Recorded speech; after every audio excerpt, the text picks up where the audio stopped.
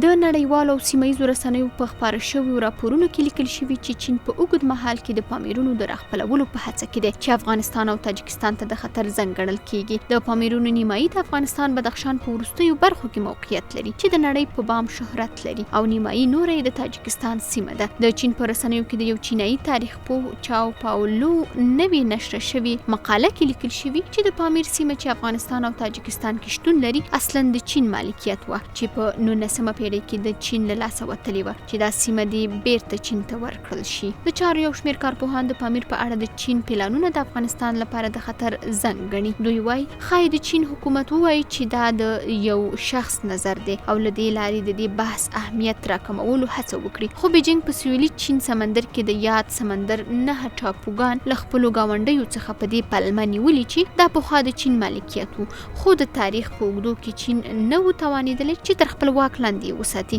د چارو کارپوهانو په نظر چین منځني اسیا ته د خپلو اقتصادي برنامو رسولو لپاره د پامیرونو لاندې کولو په هڅه کې دی. دا ویره درلودای شو چې دوی هر هغه ستراتیژیکه نقطه چې دوی فکر کوي چې دوی په اوږد مهال اقتصادي برنامو ته دوی ته ګټه رسوي په هغې باندې دوی خپل نظر ساتي. او د پامیر ساحه چې ده د دوی د مرکزي اسیا سره تړل کېدو لپاره د وصل لپاره ډېره ښه نقطه ده او د اوس نه دوی چمتووالی لري په دغه سیمه کې د شینجیانګ کومه ساحه چې ده په دې کې دوی د 13 کاله ډېره غټه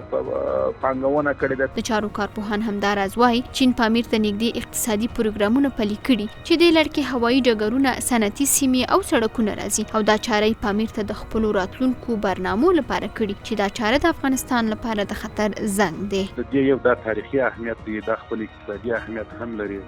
او د توریزم په لحاظ کې راواخیا د سیاحت په لحاظ هم دا خپل یو خاص ځانګړی ځای ځان ته لري. دا هغه یو اړخ دی چې چین غواړي مثلا په دغه اساس باندې د خپل نفوذ وغځوي چې چون د دغو نقطو په نظر کې نیولو سره دا سیمې د خپل کنټرول لاندې راولي. د پامیر په اړه د چینایي تاریخ پوه د لیکنې په اړه تاجکستان غبرګون ښودلی او خپل احتجاج یې چینایانو ته رسولی. د یادونې وړ ده چې چین د خپلې ځمکنۍ پراختیا د هڅو په لړ کې د هند سره هم لانجه کړې چې 20 هندي پوځیان پکې ووژل شول او هانګ کانګ سره یې هم په دې تړاو شخړه روانه ده.